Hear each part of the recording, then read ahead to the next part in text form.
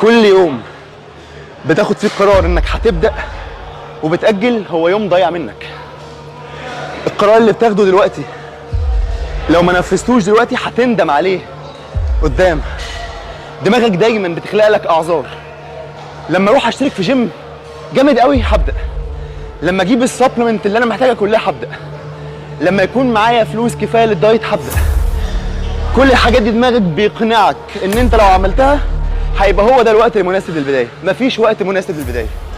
الوقت اللي انت بتاخد فيه القرار هو انسب وقت. قرر وانزل. لو قلت ان انا هبدأ بعد سنه هتعدي السنه ومش هتبدأ. انما لو بدأت دلوقتي بعد سنه من دلوقتي هتبقى عملت بروجرس وعملت تقدم كبير. فابدأ. لو في نصيحه واحده بس لازم تسمعها مني هي انك تبدأ.